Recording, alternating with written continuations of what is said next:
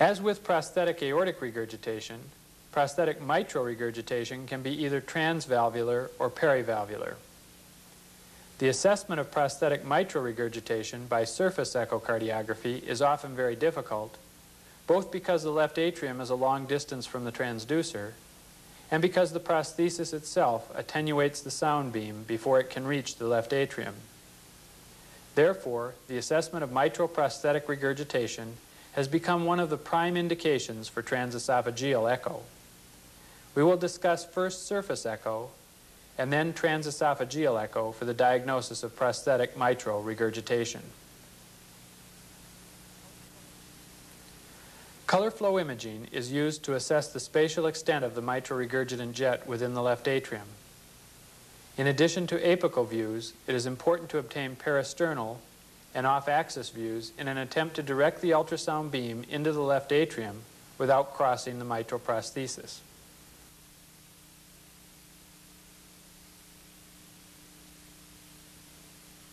This 62-year-old male has a Starr-Edwards mitral prosthesis.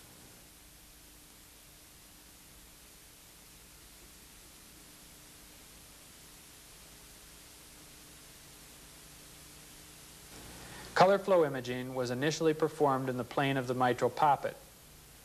No regurgitation was identified within the left atrium.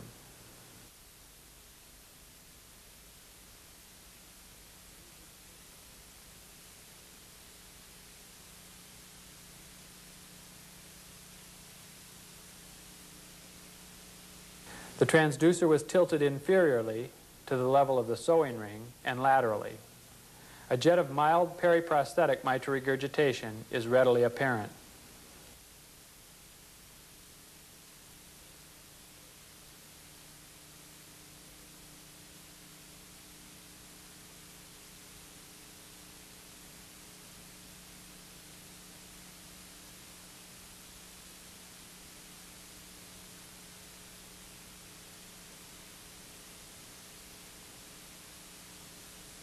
This 80-year-old male also has a Starr-Edwards mitral prosthesis. On auscultation, mitral regurgitation was suspected.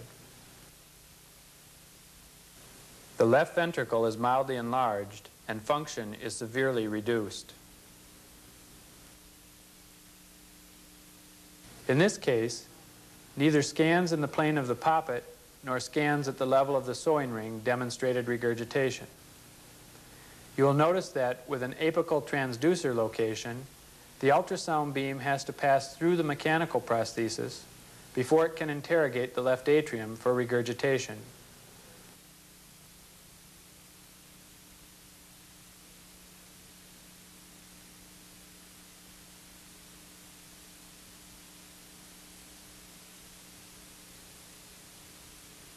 This is a peristernal long-axis view from the same patient.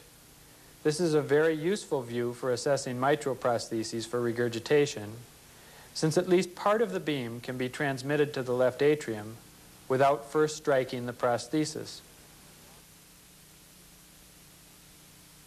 This is the peristernal long-axis view, with color flow demonstrating at least moderate perivalvular mitral prosthetic regurgitation.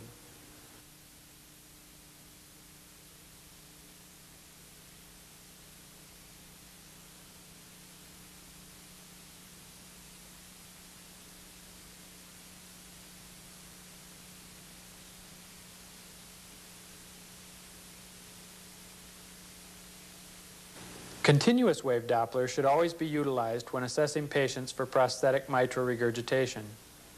CW Doppler often provides the first clue to the presence of regurgitation. In addition, the signal strength of the CW regurgitation is an important clue to the severity of the regurgitation.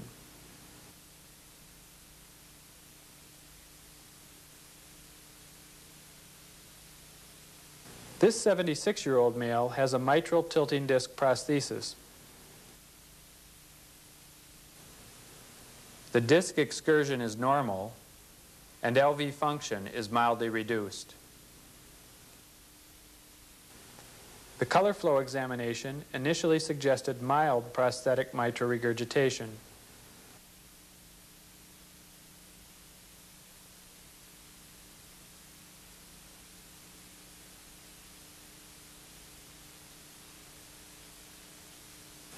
Mitral regurgitation was easily detected by CW Doppler. Furthermore, the signals of regurgitant flow are almost as intense as the signals of forward flow across the prosthesis, which suggests that the regurgitation is severe. This is supported by the increased velocity of forward flow, 2 meters per second, with a normal deceleration slope or half-time.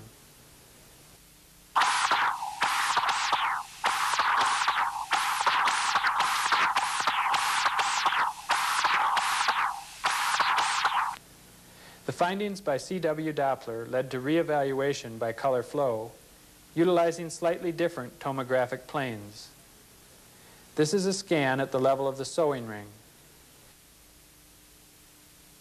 In this plane, we see a severe periprosthetic leak. The broad color jet strikes the back wall of the atrium and splits in two.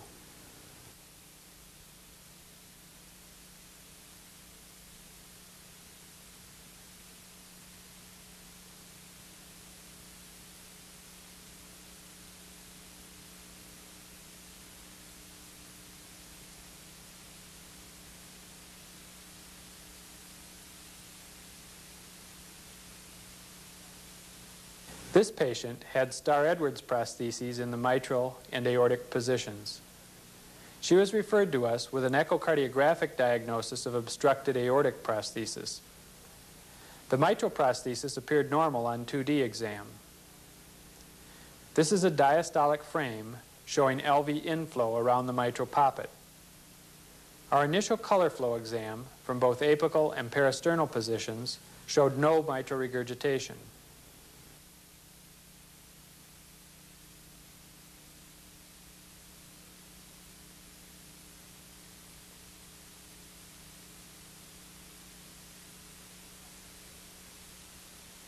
Our CW examination confirmed obstruction of the aortic prosthesis.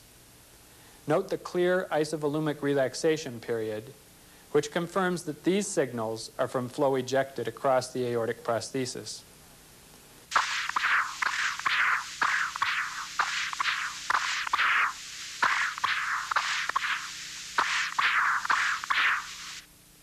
The maximum aortic velocity was 4.9 meters per second, and the mean gradient was 52 millimeters of mercury. A slight lateral tilt of the transducer yielded these systolic signals, which have a peak velocity that is nearly identical to that of the aortic peak velocity. However, you will notice that this flow is holosystolic. These signals are due to unexpected prosthetic mitral regurgitation. This is the mitral regurgitation recorded at a faster sweep speed. The strength of the CW envelope suggests that this is a significant amount of regurgitation. Because of the CW exam, color flow imaging was repeated using a modified apical 4-chamber view. An intermittent jet of mitral regurgitation was identified, but the jet area was felt to likely underestimate the severity of regurgitation.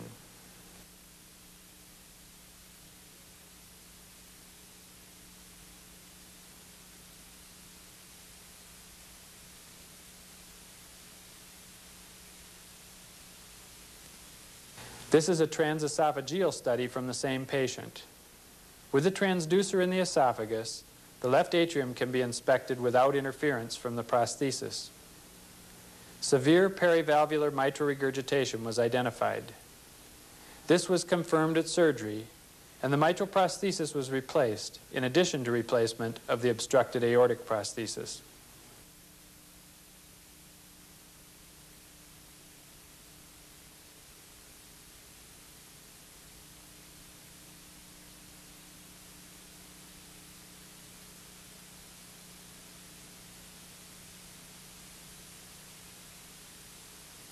This 54-year-old female experienced increasing dyspnea, and a loud systolic murmur was noted on physical exam. The bioprosthesis leaflets were difficult to image by surface echo, but one cusp did seem to prolapse beyond the sewing ring.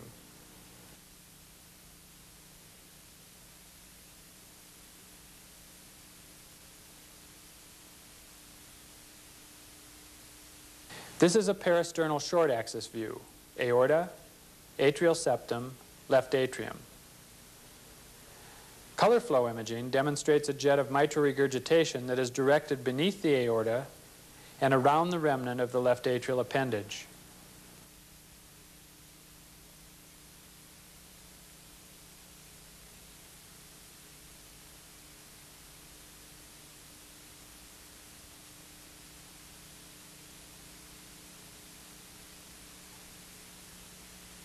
The small image is an apex down 4-chamber view. These are the mitral prosthesis stents. The pulsed wave sample volume has been placed in the left atrium near the sewing ring. Mitral regurgitation is identified with unusual vibrations within the systolic envelope. In real time, you will hear these vibrations.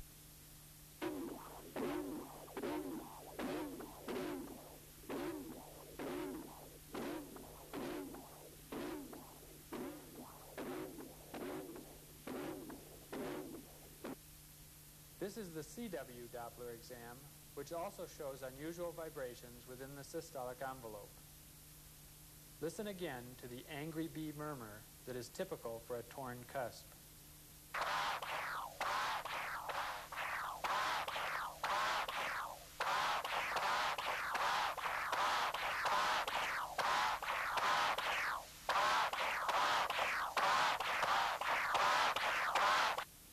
The patient's mitral prosthesis was replaced.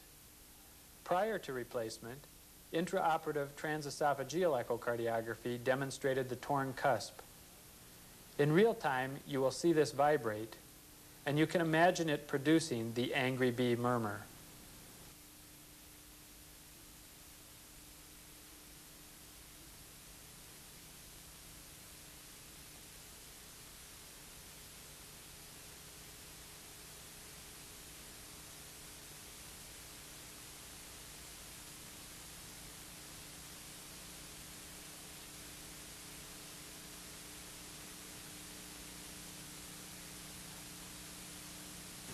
The last 2 studies have shown how transesophageal echocardiography can delineate prosthetic mitral regurgitation, whose presence or severity is not expected from the surface color flow exam.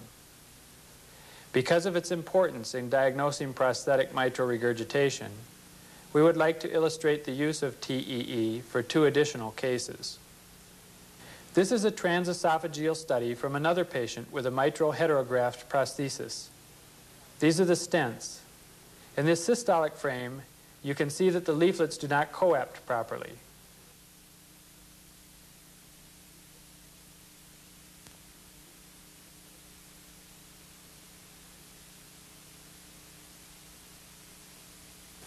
Color flow imaging reveals severe transvalvular regurgitation, which splits into 2 separate jets.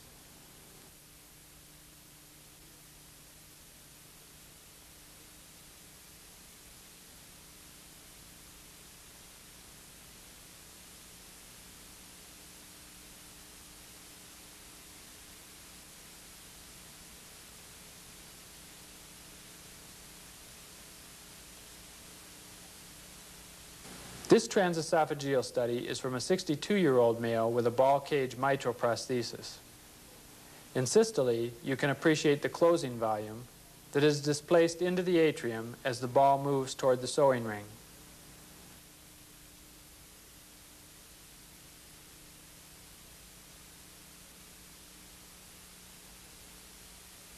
This is a scan toward the atrial septum.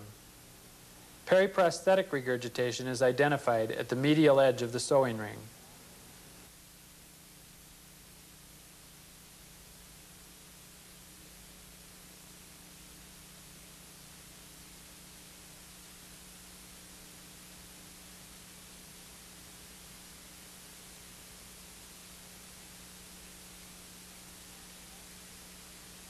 Scanning laterally, diastolic flow from left atrium to left ventricle is noted through a second periprosthetic defect. In systole, a broad jet of mitral regurgitation originates from this defect.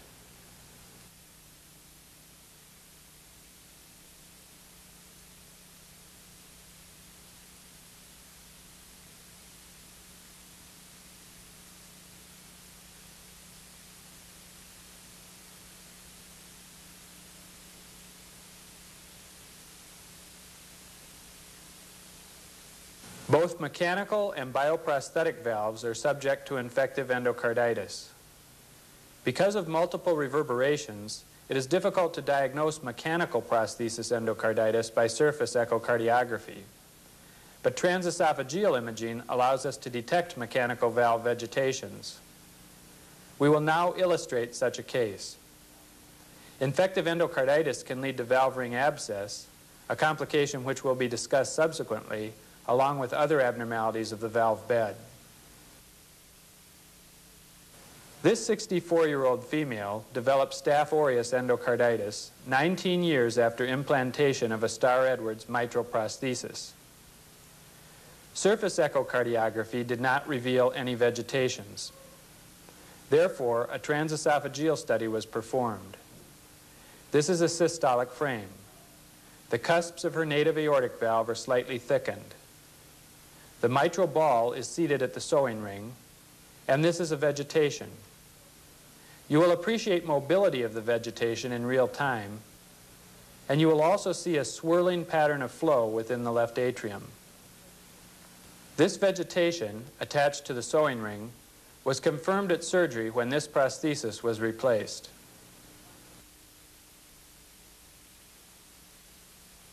In addition to delineating abnormalities of prosthetic valves, echocardiography can also be used to diagnose abnormalities of the valve bed to which the prosthesis is attached.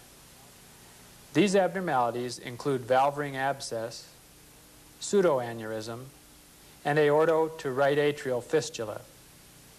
We will now illustrate each of these.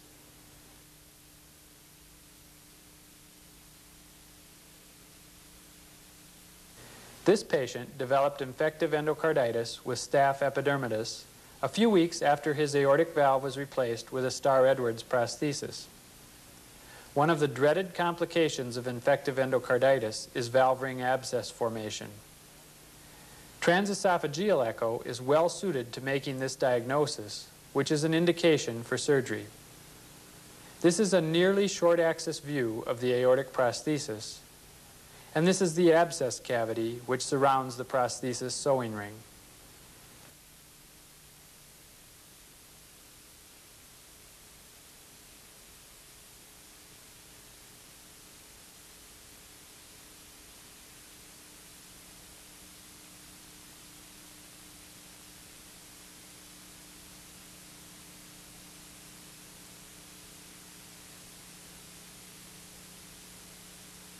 This patient developed Listeria endocarditis 1 year after implantation of a Carpentier-Edwards aortic prosthesis. These are the stents of the prosthesis. This is an abscess cavity adjacent to the aortic root. There is debris within the cavity. Communication of the abscess with the left ventricle is apparent here. This is a small vegetation attached to a cusp of the aortic prosthesis. Note the systolic expansion of the abscess cavity.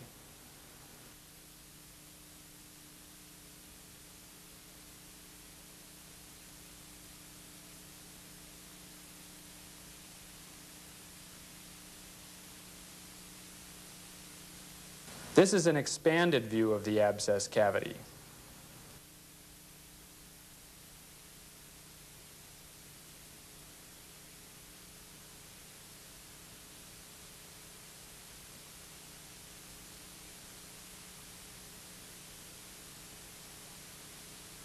This is a systolic frame which demonstrates mild mitral regurgitation.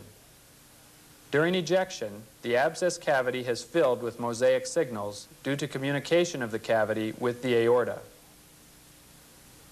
In diastole, there is continued flow into the abscess from the aorta, and in addition, we see the exit of flow from the abscess into the left ventricle.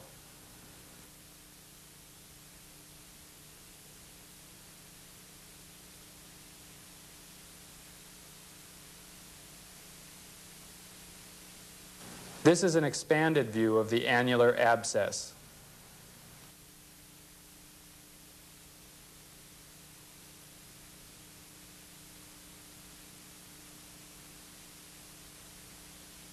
This patient has a ball cage aortic prosthesis. On this apex up long axis view, you can see that the prosthesis has dehisced. There is separation of the sewing ring from the aortic root to which it was originally sewn.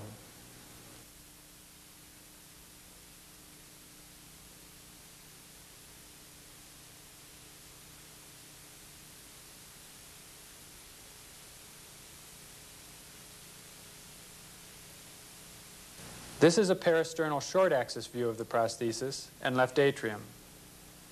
This is the atrial appendage. This cavity adjacent to the prosthesis is a pseudoaneurysm, which communicates with the aortic root and is lined only by adventitia.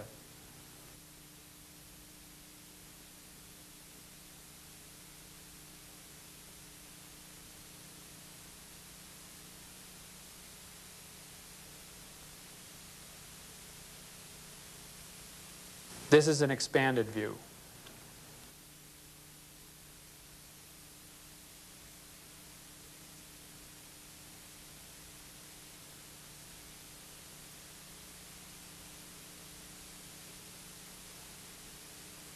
This 39-year-old female has a Starr-Edwards aortic prosthesis and had a murmur felt to represent periprosthetic aortic regurgitation.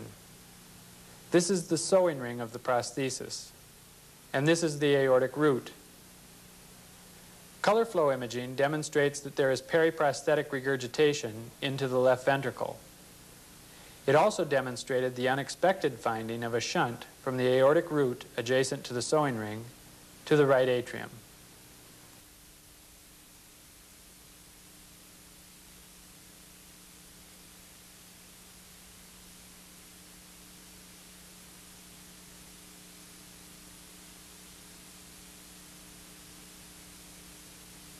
On this tape, we have emphasized the need for a systematic, integrated echocardiographic approach to patients with prosthetic heart valves. The 2D examination is difficult for prosthetic valves, but may still uncover abnormalities such as dehiscence of the sewing ring. Spectral Doppler provides precise measurement of prosthetic valve gradients and effective orifice areas. With a combination of spectral Doppler and color flow imaging, we can detect and semi-quantitate prosthetic valve regurgitation. This can usually be accomplished with surface echocardiography for aortic prostheses. The new window provided by transesophageal echocardiography allows us to diagnose and semi-quantitate prosthetic mitral regurgitation and is also of great value in imaging valve bed abnormalities such as ring abscess. In conclusion, accurate diagnosis of prosthetic heart valve dysfunction has traditionally been an exceptionally difficult clinical task. However, echocardiography has developed to the point where it can delineate most problems related to valvular prostheses. By using a systematic approach that integrates information from the 2D exam, spectral Doppler, and color flow imaging, the echocardiographer can non-invasively diagnose the majority of patients with prosthetic valve dysfunction. Exceptions include prosthetic mitral regurgitation and aortic root abnormalities. But with the addition of transesophageal echo, even these obstacles have been overcome. By utilizing this full range of echocardiographic capabilities, patients can be selected for surgical correction without requiring invasive hemodynamics.